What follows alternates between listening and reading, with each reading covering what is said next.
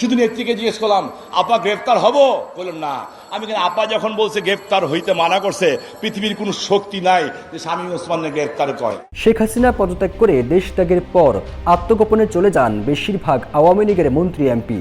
এবার ধীরে ধীরে ধরা পড়তে শুরু করেছেন লুকিয়ে থাকা মন্ত্রী এমপিরা। আত্মগোপনে থাকা নারায়ণগঞ্জ 4 আসনের এমপি শামীম ওসমানের খোঁজ পাওয়া গেছে। সিলেটের শ্রীমঙ্গলে গ্র্যান্ড সুলতান হোটেলে লুকিয়ে আছেন তিনি। এ খবর সামাজিক যোগাযোগ মাধ্যমে ছড়িয়ে পড়তেই ওই হোটেলের সামনে জড়ো হয় অসংখ্য ছাত্র জনতা। পরে সেনাবাহিনী ওই হোটেলের সামনে অবস্থান নেয়।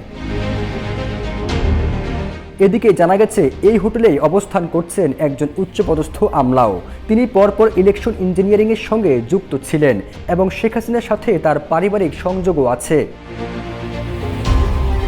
এ বিষয়ে শ্রীমঙ্গল পৌর মেয়র মোহাম্মদ মহসিন মিয়া গণমাধ্যমকে জানান, নারায়ণগঞ্জ 4 আসনের এমপি শামীম ওসমান হোটেলে থাকার খবরটি সম্পূর্ণ অসত্য।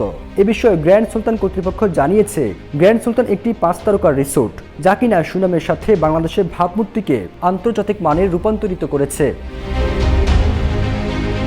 এর আগে মঙ্গলবার রাতে গ্রেপ্তার হন সাবেক প্রধানমন্ত্রী শেখ হাসিনার উপদেষ্টা সালমান এফ রহমান এবং আইনমন্ত্রী আনিসুল হক।